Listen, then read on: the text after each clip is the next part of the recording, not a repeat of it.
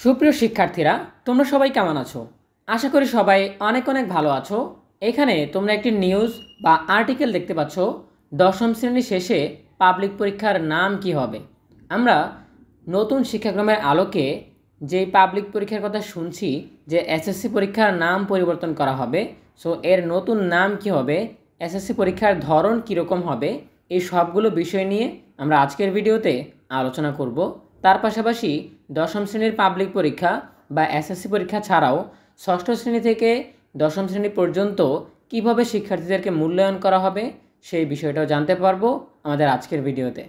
শুরু করার আগে সবার কাছে ছোট্ট একটা রিকোয়েস্ট করছি, যারা এখনও আমাদের চ্যানেলটিকে সাবস্ক্রাইব করোনি তারা এখনই সাবস্ক্রাইব করে ফেলো, তাহলে পরবর্তীতে তোমাদের জন্য প্রয়োজনীয় সকল শিক্ষণীয় আপডেট, সকল পরামর্শ সবার আগে পেয়ে যাবে।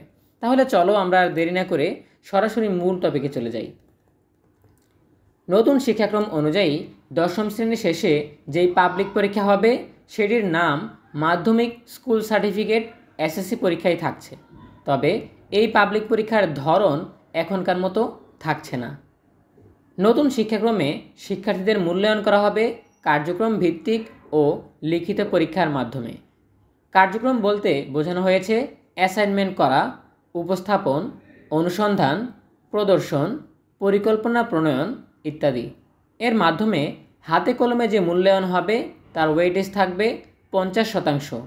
অন্যদিকে লিখিত অংশের ওয়েটেজ থাকবে 50%। লিখিত অংশের প্রশ্নপত্র হবে কার্যক্রমের বিষয়বস্তুর মধ্যে মিল রেখে। নতুন শিক্ষাক্রম বাস্তবায়ন ও মূল্যায়ন পদ্ধতি চূড়ান্তকরণ কার্যক্রমের সমন্বয়ের জন্য শিক্ষা মন্ত্রণালয় গঠিত কমিটি যে সুপারিশ তৈরি করেছে তাতে এমন ব্যবস্থার কথা বলা হয়েছে। কমিটি তাদের এই সুপারিশ শিক্ষামন্ত্রীর কাছে দিবে। তারপর আনুষঙ্গিক প্রক্রিয়া অনুসরণ করে পূর্ব নির্ধারিত জাতীয় শিক্ষাক্রম সমন্বয় কমিটির সভায় অনুমোদনের জন্য তা তোলা হবে। সেই কমিটির অনুমোদন পেলে নতুন শিক্ষাক্রমের মূল্যায়ন কাঠামো সবাইকে জানিয়ে দেওয়া হবে। মাধ্যমিক ও উচ্চশিক্ষা বিভাগের অতিরিক্ত সচিব মোহাম্মদ খালেদ রহিমের নেতৃত্বে গত 3 মার্চ নতুন শিক্ষাক্রম বাস্তবায়ন ও মূল্যায়ন পদ্ধতি চূড়ান্ত করার বিষয়ে কমিটি গঠন করা হয়। কমিটির সদস্য ছাড়াও শিক্ষা সংক্রান্ত বিভিন্ন পর্যায়ের ব্যক্তিদের নিয়ে একাধিক সভা করে কমিটির গত রবিবার তাদের সুপারিশ চূড়ান্ত করে। নতুন শিক্ষাক্রমে শিক্ষার্থী মূল্যায়নের বড় অংশ হচ্ছে শিক্ষা প্রতিষ্ঠানে ধারাবাহিকভাবে শিক্ষণকালীন মূল্যায়ন, অর্থাৎ সারা বছর ধরে চলা বিভিন্ন ধরনের শিক্ষণ কার্যক্রমের ভিত্তিতে। তবে নতুন শিক্ষাক্রমে মূল্যায়ন কাঠামো নিয়ে শিক্ষক, শিক্ষার্থী ও অভিভাবকদের মধ্যে অস্পষ্টতা রয়েছে। অভিভাবকদের একটি অংশ মূল্যায়নের লিখিত পরীক্ষা রাখার দাবি জানিয়ে আসছেন। এমনই এক পরিপ্রেক্ষিতে শিক্ষাক্রম বাস্তবায়ন ও মূল্যায়ন পদ্ধতি চূড়ান্ত করার বিষয়ে কমিটি গঠন করা হয়েছিল। কমিটির সুপারিশে যোগ্যতা ও কার্যক্রম ভিত্তিক মূল্যায়নের পাশাপাশি লিখিত পরীক্ষা রাখা এবং এই দুই অংশের মধ্যে আন্তঃসম্পর্ক বজায় রাখতে বলা হয়েছে। অর্থাৎ কার্যক্রম ভিত্তিক মূল্যায়নের বিষয়বস্তুর আলোকে লিখিত পরীক্ষার প্রশ্ন হবে, যা সৃজনশীল উপায়ে উত্তর লিখতে হবে। এজন্য লিখিত পরীক্ষার প্রশ্নপত্র সেভাবে প্রণয়ন করা হবে। এনসিটিবির সংশ্লিষ্ট একজন কর্মকর্তা নাম প্রকাশ না করার শর্তে বলেন, এই পদ্ধতিতে আগের মতো মুখস্থ করে উত্তর দেওয়ার সুযোগ থাকবে না। এসএসসি পরীক্ষা এখনকার মতো শিক্ষা বোর্ডগুলোর অধীনেই হবে। কমিটি পরীক্ষার মোট সময় কত ঘন্টা হবে সে বিষয়ে সুপারিশ অংশে কিছু উল্লেখ করেনি। তবে কমিটি সংশ্লিষ্ট একাধিক সূত্র বলছে, লিখিত ও কার্যক্রম ভিত্তিক মূল্যায়ন মিলিয়ে মোট সময় হবে 5 ঘন্টা। এর মধ্যে লিখিত অংশের সময় কত, কার্যক্রম ভিত্তিক অংশের সময় কত তা বিষয়ের চাহিদা অনুযায়ী ঠিক করা হবে।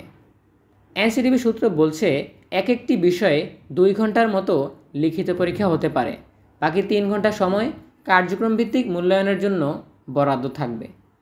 নাম প্রকাশ না করার শর্তে কমিটির একজন সদস্য বলেন, একটু বেশি সময় দরকার, তাতে শিক্ষার্থীদের অসুবিধা হবে না, কারণ টানা বসে পরীক্ষা দিতে হবে না। তিনি আরও বলেন, বিদ্যমান ব্যবস্থায় ব্যবহারিক পরীক্ষায় বেশি সময় লাগে।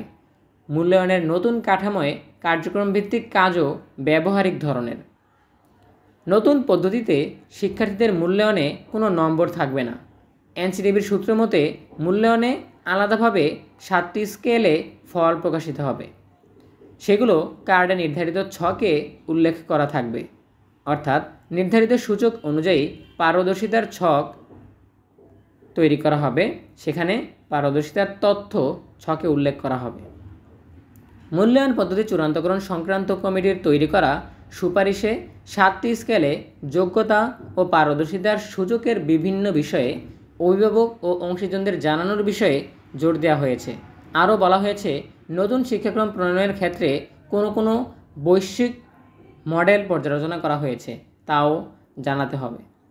কোন কোন দেশে এই মডেল সফলভাবে বাস্তবায়িত হয়েছে সেটিও শিক্ষক ও অভিভাবকদের জানানো দরকার।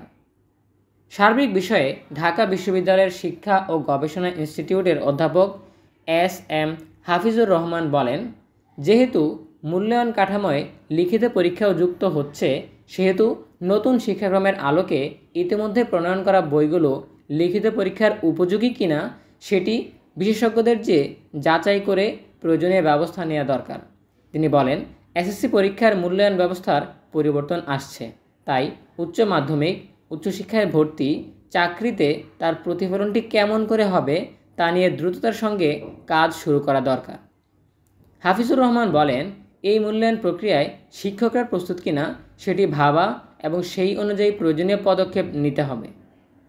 সো এই ছিল আমাদের এখনকার আপডেট থেকে আমরা নতুন শিক্ষাক্রমের আলোকে যেই পাবলিক পরীক্ষা হবে তার জন্য বিস্তারিত তথ্য জানতে পারলাম। বিভিন্ন দিক এর মধ্যে উঠে এসেছে। তবে একটা বিষয় তোমাদেরকে জানানো দরকার যে নতুন শিক্ষাক্রমের আলোকের মূল্যায়ন পদ্ধতিতে পাবলিক পরীক্ষা যেভাবে হবে স্কুল ভিত্তিক পরীক্ষাগুলোও কিন্তু সেভাবেই হবে, ঠিক আছে? মূল্যায়ন পদ্ধতি একই থাকবে। সো এই বিষয়ে তোমাদের মতামত জানাতে পারো কমেন্টে। দেখা হবে পরবর্তী আপডেট নিয়ে নতুন কোনো ভিডিওতে। সেই পর্যন্ত সবাই ভালো থাকো, সুস্থ থাকো, নিরাপদে থাকো। সকলের জন্য রইল অনেক অনেক শুভকামনা। ধন্যবাদ সবাইকে।